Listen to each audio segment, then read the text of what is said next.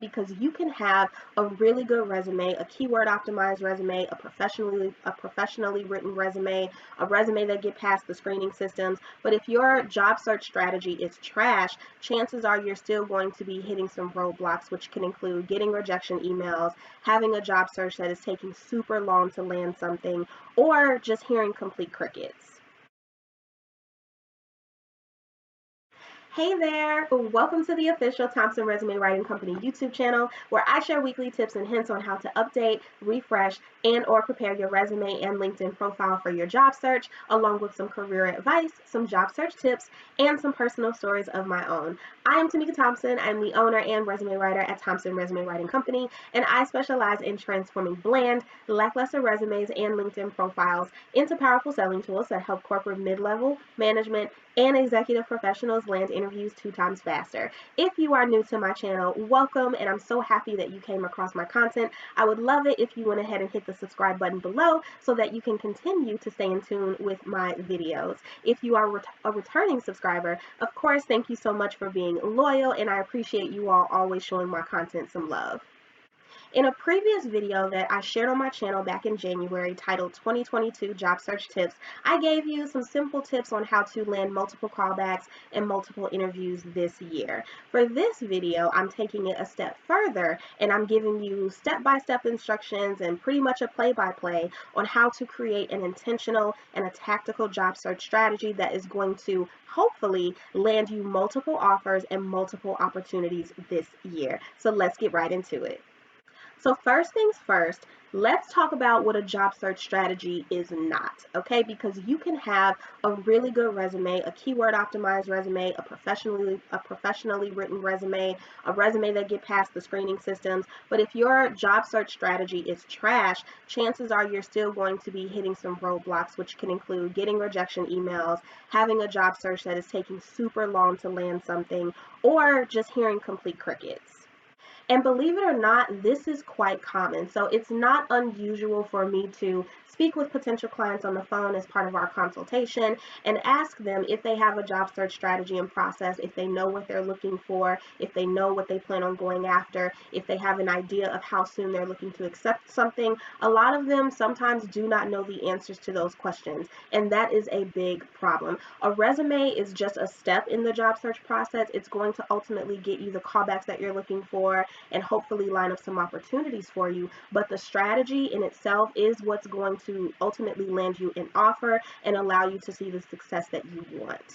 So with that being said, a job search strategy is number one, not applying to any and everything that you see on Indeed or Glassdoor or Career Builder or even LinkedIn.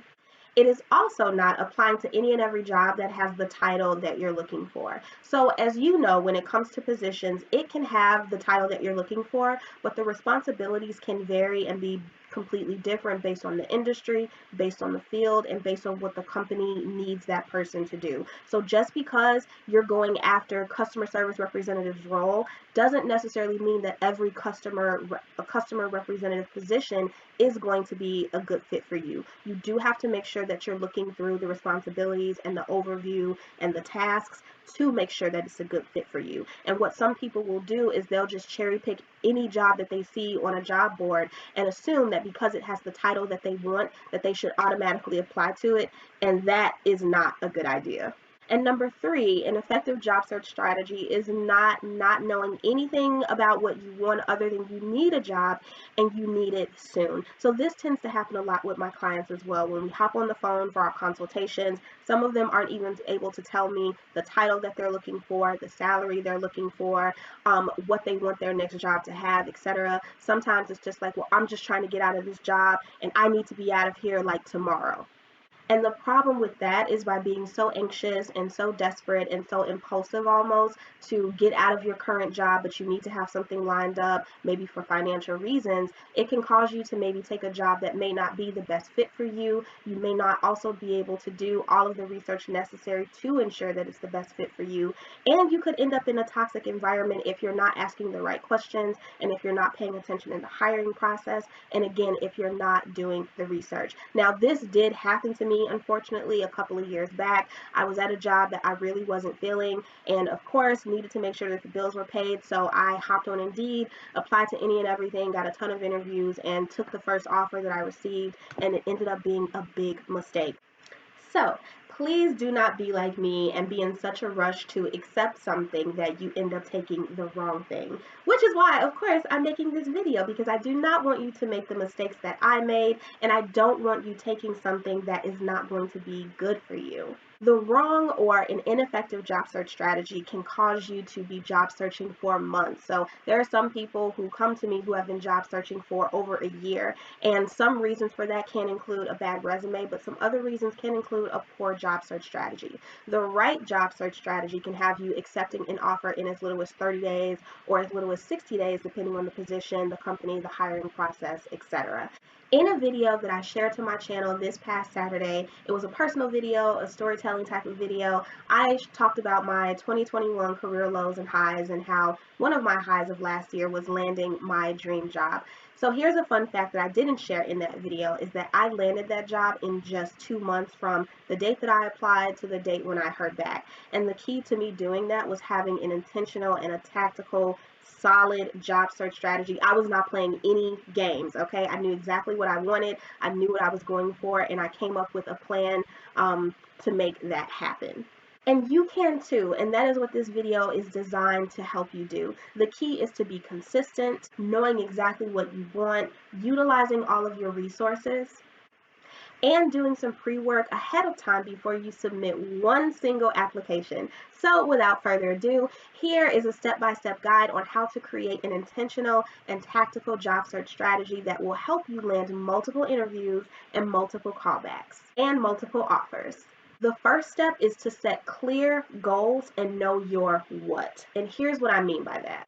When do you want to start the job, and when do you want to be leaving your current job? So again, it's not enough to just say, oh, I want this new job, I'm looking for a new job, I'm ready to get out of this job, whatever. When are you looking to start this position? How soon are you looking to start this position? When do you want to be putting in your 2 weeks notice, or just walking out, whatever it is that you choose to do? Have a date in mind. I personally found that when I had a date in mind and I had like a hard, this is when I'm looking to get out of the job, this is when I need to or I should be starting something, I was way more motivated and inclined to continue my search than just, oh, I'm just applying, and whenever I get an offer is whenever I get an offer, and that's just that. No, you need to have a date in mind, because on the application and in your interview, that's actually a question that recruiters typically ask, is when you're looking to start. So first things first is to set a date on when you want to leave your current job, or if you're returning to the workforce, ideally, when would you like to start a new job? And you can set a like a hard date, or you can set a soft date, or both. The next thing that you need to know is the title that you're looking for, and if it's going to be a lateral move. So if you're a specialist, are you still applying to specialist positions, or is this going to be a step up for you? So if you're a specialist, are you now ascending into maybe a management or a leadership role? Or if you are a current leader, maybe you're a director, but you're looking to become a senior director. So after you figure out when you want to start this job, you should be figuring out the titles that you'll be looking for and that you'll be applying to. After that, you'll need to determine and figure out what your salary expectations are going to be. So maybe you need to do a little bit of digging on how much this position pays and what the industry standards are for this role. But before you submit your application, you should have an idea of what you are willing to accept pay-wise and salary-wise. You should have a minimum, and then you should also have your ideal number as well. So you should have both. After that, I want you to figure out what you do want to do and what you don't want to do. So we all have aspects in our jobs that we love and that we don't love so much. And maybe in your current position, you've learned, hey, I really don't like this, and this part of my job. I would prefer to not have to do this anymore, or I don't want to do this in my next role. I would rather focus on this, and this. And that was a list that I made in my job search as well. I know my strengths and I know my weaknesses, and I preferred to take a role that more so played on my strengths rather than those weaknesses and things like that. So have an idea of what you do want to do and what you don't want to do. We all have things that we love and don't like, but some of us have things that we really, really don't like. So when you're going through those job descriptions and you're going through those job overviews, you can say, hey, this is going to be a good fit for me. I'm going to be doing ABC and I love doing it. Or you know what, this role tends to have I see a lot of, XYZ in here, and I'm not really trying to do that. So this is not a good fit for me. And the last thing is, where is this job going to be located? Do you want to commute? Are you open to a commute, or do you want to be 100% remote? Even with remote work, some companies do want you to be within the same state or sometimes within at least 30 miles of the company. So that is something to consider. And with some companies now requiring or moving towards having employees come into the office 2 to 3 days a week or 1 day a week or whatever, that is something that you should think about. Because with that information, that'll let you know, hey, I'm only applying to jobs that are no more than 30 miles outside of where I'm residing. Or I'm open to relocating, and so I don't mind applying to jobs that are in the state of Texas, even though I live in Boston. And if you are not open to relocating, if you are not open to a commute, that is fine, but you need to know that so that when those questions are thrown your way by a recruiter, you can answer them confidently, and you'll say to yourself, hey, if I'm looking for a 100% remote position, this position is requiring me or saying that I need to come in 2 days a week, and that's just not a good fit for me. So by knowing the location and knowing, whether you want to work from home or you're open to a commute, how far you're willing to drive, etc., that weeds out a lot of things that may be out there as well. So you're only focusing on the jobs that are near to you, that are paying you what you want to be paid, paying you your salary expectations, and have open positions at this time. Now that we've gotten that out of the way, we've set our goals, we know exactly what we want, we know what we don't want. The next thing that you need to do is to get all of your professional and career documents together, right? So you need to do a roundup. This means that you may need to dig through your computer or dig through a USB file or your Google Cloud or whatever to find where your resume is. Take a good look at it and really assess it. Is it updated? Does it have your current position on there? Is it outdated? Does it need some work? And if so, you'll need to reach out to a professional resume writer, such as myself, to help you get your resume together and make sure that it is top notch. You can start by getting a critique and maybe getting some feedback on how it looks and what needs to be done for it to be at its best. If you can't afford a resume writer, I at least recommend reaching out for a critique and using their feedback and using their advice to spice up your resume. But if you can, I would recommend hiring a professional resume writer just so you don't have to worry about it. In addition to that, you need to make sure that you have your cover letter. You need to make sure that you have your LinkedIn updated and that your LinkedIn is updated and keyword optimized as well. And then you'll need to make sure that you have your salary expectations letter. All of those documents are what you should have for your job search. It's not uncommon for people to not have their career documents together, and then when they're applying to jobs, they have to stop, or they have to put something off, or they can't apply to a position because they don't have all of the documents needed to apply to the position. And that is what you don't want. Like, seriously, get all your documents together before you submit one single application, and make sure all of those documents are at their best.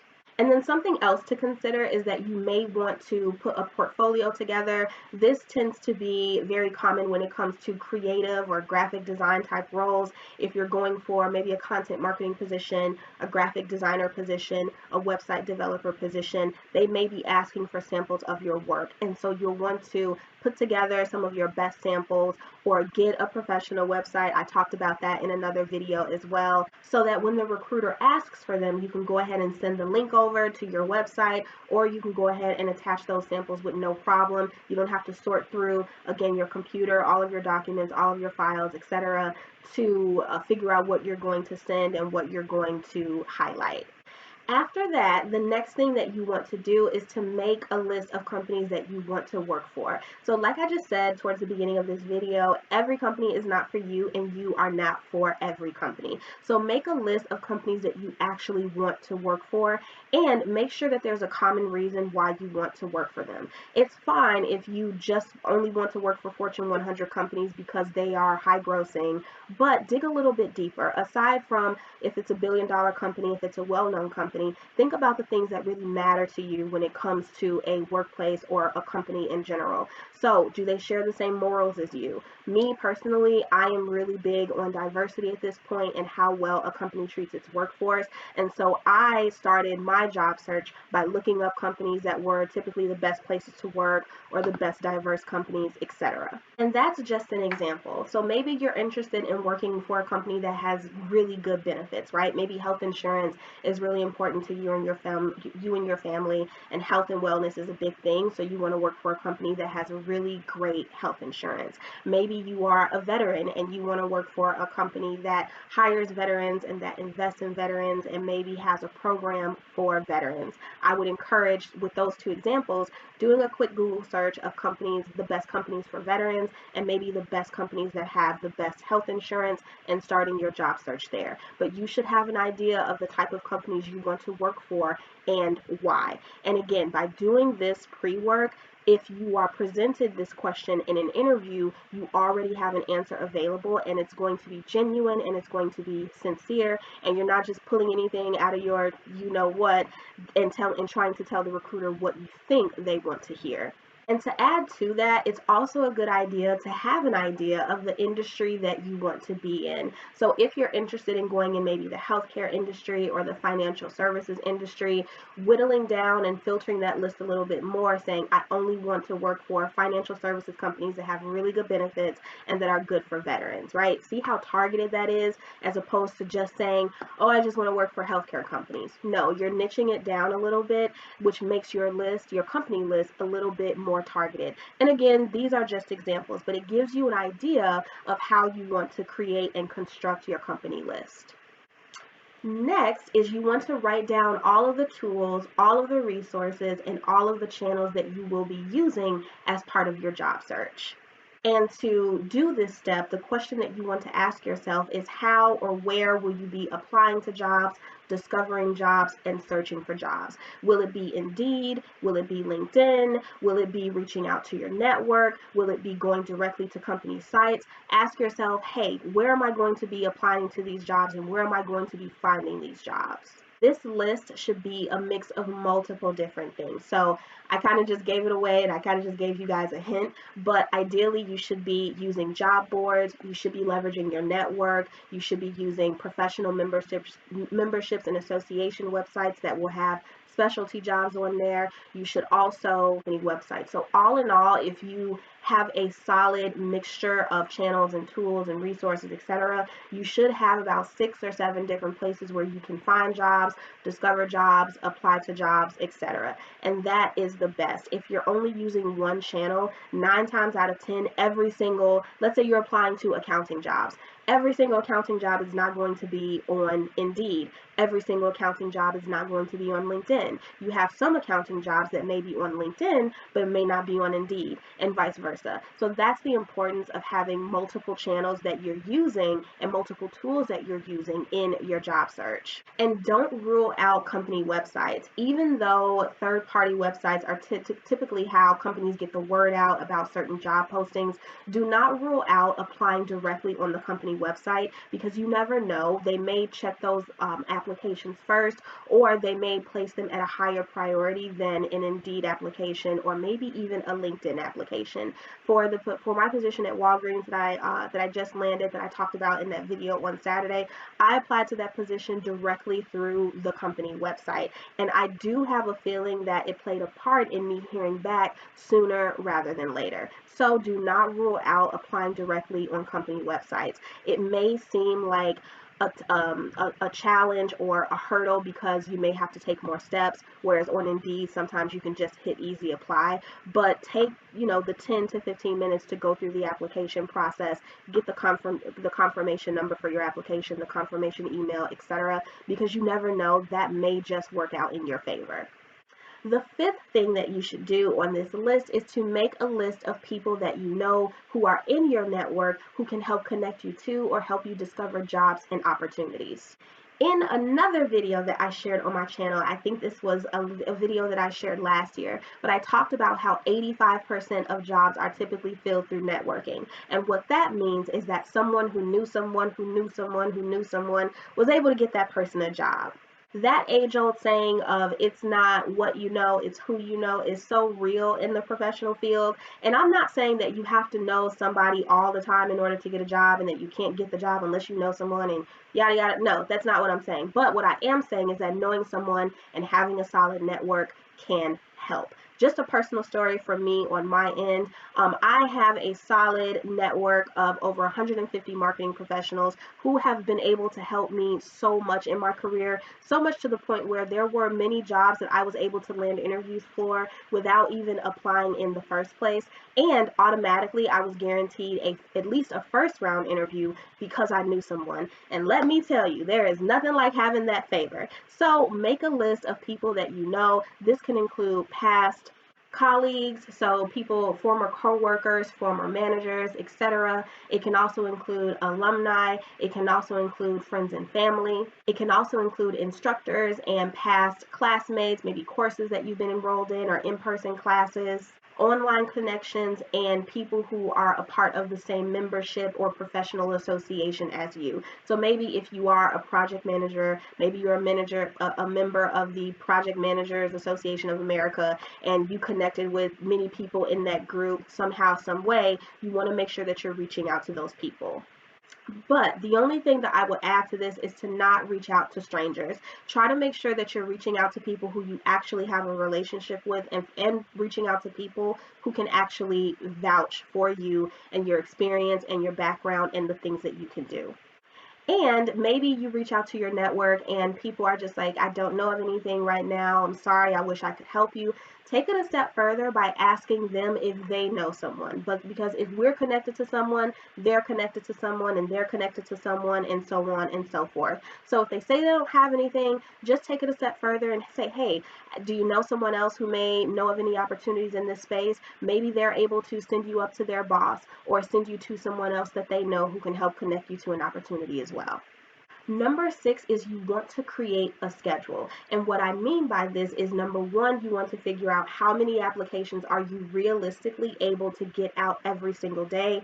Number 2, you need to figure out what time of day you're going to be getting those applications out. So if you're currently working, maybe noon is good for you. Maybe you're going to take your whole lunch break to apply to jobs. Maybe you're going to wake up early and apply to some jobs. Maybe you're going to wait until you get off to apply to jobs. But you need to know how much time every single day or every other day or whatever you're going to sit aside to complete those applications. And then knowing within that time frame, I'm looking to get, X amount of applications out within that hour or within that 2-hour time frame that I'm dedicating to my job search.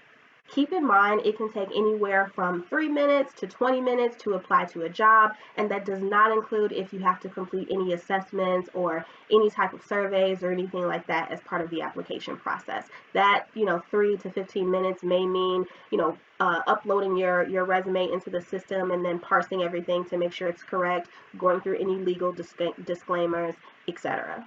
Next on this list is to leverage the power of social media to let people know that you are looking for a job. So on Instagram, on Facebook, on Twitter, on LinkedIn, you may be sharing all types of things every single day. But for some reason, people, I don't know if it's a pride thing or maybe they're uncomfortable with sharing that they're looking for a job. But if you're bashful or you're shy or maybe you're embarrassed to post that you're looking for a job, you're doing yourself a huge disservice because there are so many people out there who could see that post and who could help you, especially on LinkedIn. Like, that is what LinkedIn is for. So if you're looking for a job, you're in the job market, feel free to make a post that you're looking for a job and encourage people to tag someone in the comments or mention someone who may be able to help you out. They can connect you with someone who works at a company. They can connect you to someone in their network who can give you a hand.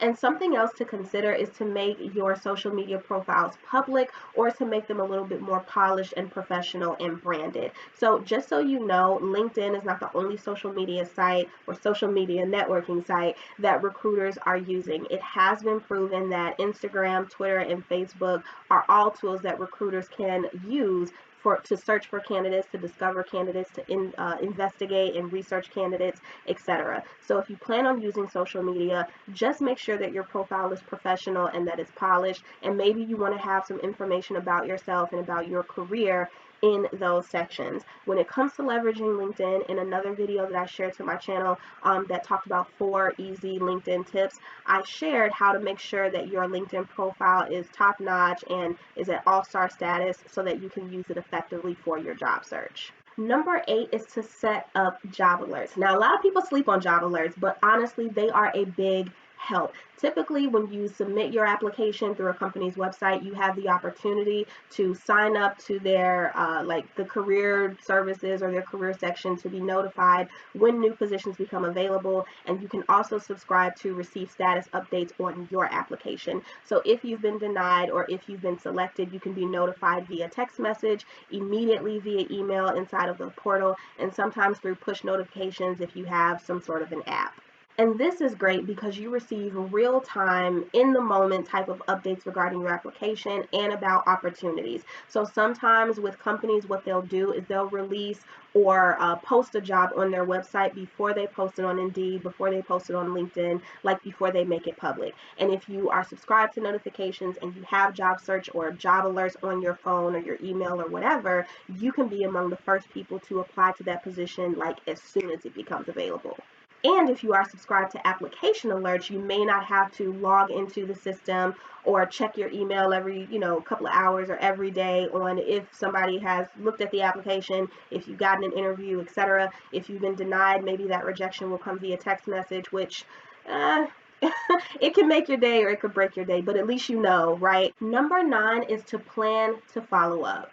So as you all know, recruiters are hella busy. Sometimes they will get back to you right away and sometimes they don't. There is no shame and there is no problem in following up. If you are keeping track of the jobs that you're applying to, maybe you have a spreadsheet, maybe you have a Microsoft Word document, and you're also keeping up with the days in which you apply to those jobs, and you notice, hey, it's been 7 days or it's been 12 days since I heard from the recruiter. I haven't gotten any good news, but I haven't gotten any bad news either. I need to make sure that I send them a follow-up email to check the status of it. That is totally fine. Follow-up is a part of the interviewing process. You'll have to go back and forth several times up until you either receive confirmation that you have gotten the job or until you receive confirmation that they have gone on or moved forward with another candidate. So maybe as part of your job search strategy, you know how many jobs you're applying to every single day. Maybe you decided that you're going to set aside 1 hour. Maybe 45 minutes of that hour is applying to jobs, and maybe a quick 15 minutes is just circling back on past applications that you've applied to and past interviews that you've had. A good way to make this easier is just to come up with a quick thank you note template or a follow-up template that you can fill in the blanks as needed to get those emails out quicker and easier for you.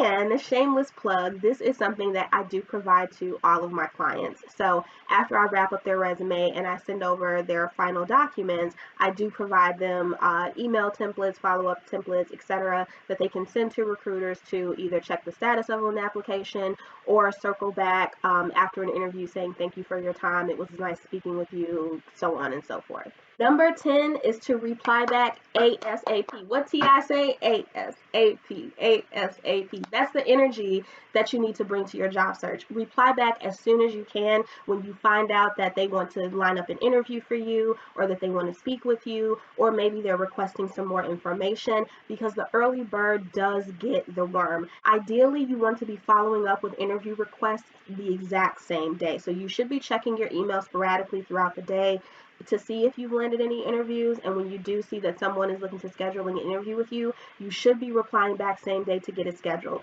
because you never know, interview slots do fill up very quickly, and of course you want to get on the calendar to speak with that recruiter as soon as possible. And if you're serious about landing a job and you're a professional, this should not be an issue, but I have had instances where recruiters have said that they reached out to somebody on Wednesday for an interview and the person didn't get back to them until Friday. Replying back as soon as you can, or at least promptly, lets them know that you are eager, that you're interested, and that you really do want the job. If you, for whatever reason, are taking multiple days to get back to a recruiter, it's kind of a bad look.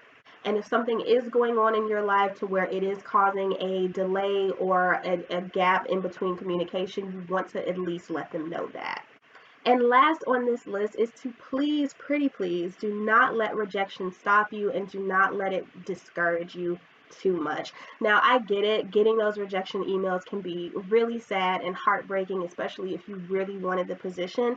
But please keep going. Keep applying. Keep submitting applications, because if you continue with that consistency and that eagerness and that persistence and that I'm not taking no for an answer and I'm going to get a job offer soon, you're going to get one. So after watching this video, I hope that you took notes, and I hope that you wrote every single step down, and that you are ready to go into your job search with confidence with this strategy that is going to help you. If you were thinking of job searching but you didn't know how to create a strategy, I hope this video helped you.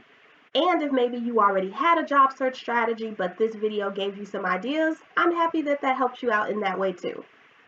Now go forth with your job search and prosper. I want you to prosper. I want you to get all the interviews, all the callbacks, all the offers, yada, yada, yada.